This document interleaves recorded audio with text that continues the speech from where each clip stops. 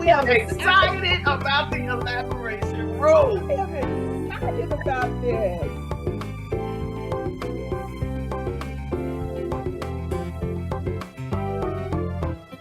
Welcome to the Elaboration Room with Reverend Yo and Reverend Harris. Hello, everyone, and welcome to the Elaboration Room with two sisters of one. We thank you for tuning in to us, and we hope that you are liking and following our pages. We are on Facebook and on YouTube. Subscribe to our channel and tell somebody. And we keep asking you if there's a topic you would like us to discuss, put it in the comment section and we will see if we can't attack it for you and start a conversation. So tonight we are talking about contentment. And I am going to turn it right over to Rev Yo. Thanks, sis. So, hello, everyone. Last week, we talked about actually, for the last 2 weeks, we talked about examining free will, having your free will to do what you want to do, go where you want to go, buy what you want to buy, et cetera, et cetera. So today, this week, we're going to deal with being content. And to me, being content basically means being happy with what you have and where you're at if you're in a good place. So when I looked up the word content in the Bible, it reminded me in Hebrews 13:5, where it says, keep your life free from the love of money and be content with what you have, for he has said, I will never leave you nor forsake you. So when I read that, that reminds me of keeping myself free from what I think I want and just allowing God to supply the needs that I need. Because what we discussed the last couple of weeks is how we can get caught up in wanting and getting, and then we get lost in that. So when I think about being content, it's basically telling me, why am I worried about something that God can provide for me? Why am I worried about getting the next big thing or trying to keep up with this person or doing that person? I am very content with what I have and where I am. But me and sister girl over here, she said I change her name almost every episode. We're going to talk about that. We're going to dig a little deeper in that tonight in talking about being content. Is being content a negative or a positive? What's your thought, sis? Well, I went to Merriam-Webster, and that content is that feeling of satisfaction. Showing satisfaction with one's possessions, one's status, one's situation. Yeah, that's now. So you would say, what would make it negative? Well, when we are not in a state of contentment, it is often because we are in a state of worry, a space of feeling as though we are lacking in our situations. How do we get there? Often it is because we are comparing our situations to that of others. She got on her black baseball hat, so she's hitting home runs right now, right? Because that comparison is usually based on material things. Material things. And I want to jump in, sis, right with Matthew, the 6th chapter. Therefore, I tell you, do not worry about your life, what you will eat or drink, or about your body, what you will wear. Is not life more than food, and the body more than clothes? Look at the birds of the air. They do not sow or reap or store away in barns, and yet your heavenly Father feeds them. Are you not much more valuable than they? My. We compare ourselves to what others have and what others are doing, and we lose that. We lose that feeling of satisfaction with what we do have. we lose that satisfaction of just being alive. Mm. And that's what this Wow. scripture is telling me. Celebrate that you are living. Amen. For me, I don't need that much to be content, because God does provide. God promised to meet our needs and will even grant our heart's desires. And when you show yourself, when you show God that you are happy and you are pleased with what God has given you, and you are working that, God gives you more. Right? Every time. Yeah, because Yes. it reminds us that everything we have is from God anyway. Yes. And we're not saying that God did not make us to be wealthy or rich or have certain things. That's not what it is, because God does desire for us to have those things, and He gives us the desires of our hearts. But those desires can't turn into greed and just being stuck in a place of now you're wondering how you're going to get out. Because when you read Matthew, I was like, okay, because he reminds us in this word, if He take care of the fowls of the air, why wouldn't He take care of us? So why are we not being content with the things that God has given us, instead of wanting to get more and more and more and more? And then that's where we find ourselves stretched out, trying to always get a hustle, or trying to work overtime, or now we're working because we have all these bills and debts and stuff to pay, when in reality we could have kicked rocks and retired early. Uh-oh. Well, but you know what? I know that there's probably someone there that is saying, how can I be content with this situation that I'm in right now? And it's a thought of, you want your health, you want your life and your health to be right, and you want your mind to be right. You want balance in those places. That's where you find contentment. Yes. Not in things, not in material things, but in your life, your health, your emotions, your spiritual health, your children's health. Yep. Yes. That's where we have to, we often look in the wrong places for contentment. That's where we have to be looking to get that balance.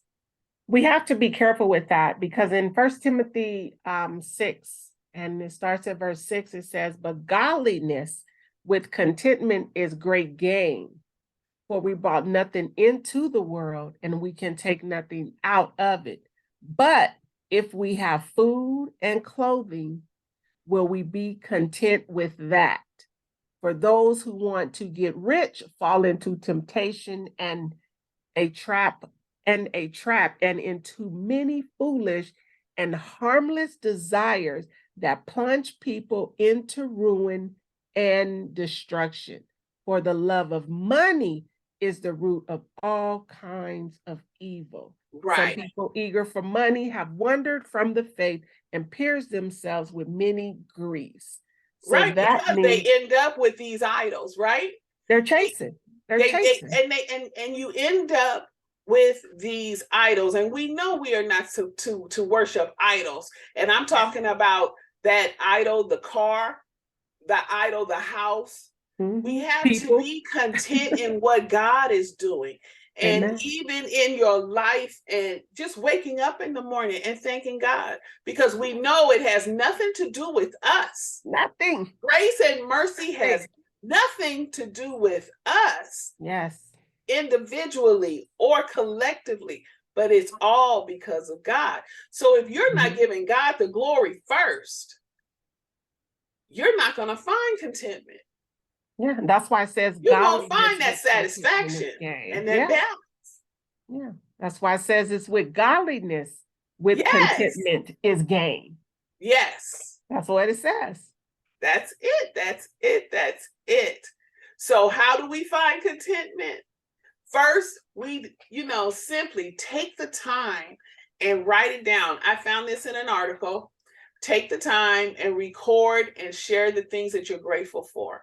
Practicing gratitude helps you focus more on the positive emotions and reminds you of what is meaningful in your life. The next thing is staying true to yourself. Don't worry about what they're doing. Don't worry about what this one's doing and what that one's doing. Don't worry about what they have.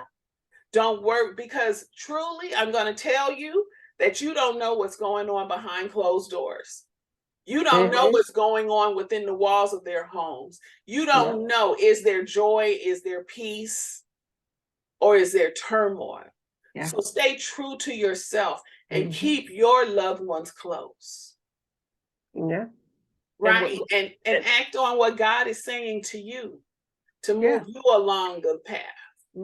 The Bible tells us to trust in the Lord with all our heart and lean not into our own understanding, but in all our ways acknowledge him, and he will direct our path. It's right there in his word. Proverbs 3:5, I think it's 3, 5, and 6 to be exact. Yes, that's it. And you know what? Don't hold on to the past. Don't hold on to grudges. Don't hold on to those things, and don't hold on to the way it used to be. Wow. Because times change. If anyone is paying attention, I know I am. Anyone is paying attention right now, time is moving so fast. So fast. Time is just flying. So don't hold on to the way it used to be, because God gives you a gift. This is on my mother's phone message. Today is the present. You know, this is a new day. It's a new present, a new gift every day that you can open your eyes, let alone have a reasonable portion of health and strength. And we can go so far with this, because if we are truly not storing up or just being, the Bible says that a greedy man stirs up strife, but we have to be careful, because if we say we're trusting in God, then we know God will provide the things that we need. And some of the things that we want, it's really a want, but when you think about it, is it something you really want? Right. And did it translate over into something you need? Yeah, because most stuff we buy, shoes, clothes, cars, whatever. If it's your only car, you have to drive it every day. But most of the clothes and stuff we buy, after a few wears and a few washes, that's just another item in the closet or in the drawer, because we done went and bought something else. And after we wear that for a few times and do a few washes, that's in the drawer or in the closet. And then we done went and bought something else. Next thing you know, we got to clean out the closet because we got a bunch of stuff in there that we don't wear or forgot we had when we go to bid for it, because we got so much stuff. And really, that's sad. When you think about how many people are hungry, how many people are looking for clothes, that's really sad. And it really, at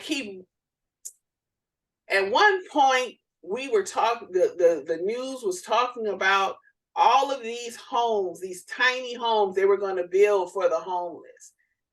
And it still hasn't happened. But stores are overflowing with people purchasing things. Don't get me started on that part, but because we could take this one on out, because you were in the book of Matthew. You started in the book of Matthew when you were talking about the birds. I mean, which you read Matthew 6 what? It was Matthew 6 verses 25 and 26, but I want to jump to Philippians. But hold on, jump back up to Matthew first before we leave out of Matthew 6. Because if you jump back up to that, I think it starts around, let me get to that one, because I think when you open that, when you get to Matthew around the 19th verse, actually, it says, do not lay up for yourself treasures on the earth, for where moth and rust will destroy, where thieves break in and steal. But lay up for yourself the treasures in heaven, where moth nor dust destroys, and thieves do not break in and steal. For your treasure is there, your heart will be also. Yeah. The eye is a lamp of the body. So if the eye is healthy, then your whole body is full of light. But if your eye is bad, your whole body is full of darkness. And then if there's a light and you're in the darkness, how great is that darkness? And I said that to say, it's all about what we're seeing. That's right. That traps us. That So traps if us. if our eyes are constantly seeing, remember in our last episode or the episode before, it was one of the last two episodes where we talked about in Psalms 119, where it says, ask God to take your eyes away from looking at worthless things, because then you won't get caught up of the desire to wanting more and more and more. Then you're content with what you have. That's right. And that's what I said, is that we move from a state of contentment into a state of worry, because we are comparing what we have and we are comparing what we have and our life situation to the next person. And that's the negative part of it. And that's the negative part. Yep. I want to say, how is it that contentment can be negative? That becomes the negative part. That's the negative part right there. The part you just explained is the negative part of that, because we talked about the positive part, but that's the negative part that's where contentment can get us caught up, because that's the negative part of it, of always wanting, because we're not happy or content with what we have. That's it. Yeah. That's it. Exactly. That's where it is.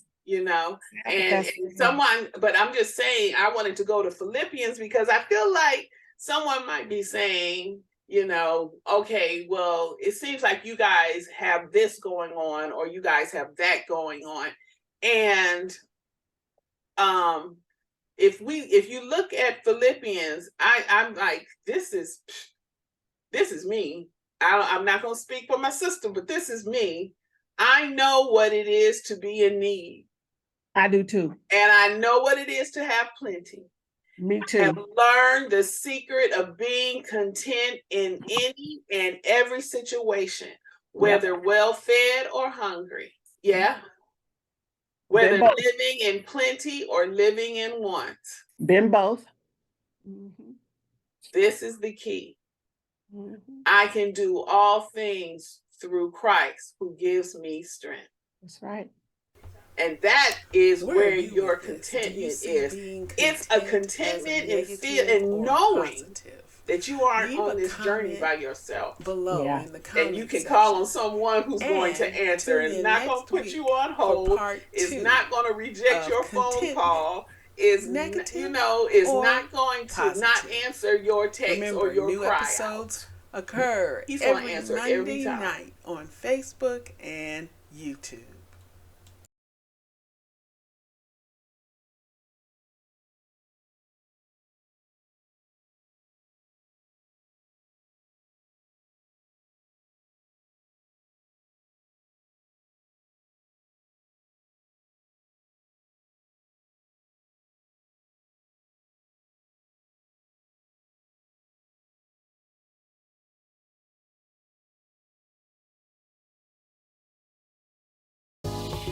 The Elaboration Room with two sisters of one. Make sure you like and subscribe, and stay tuned for the next episode every Monday at 6 p.m.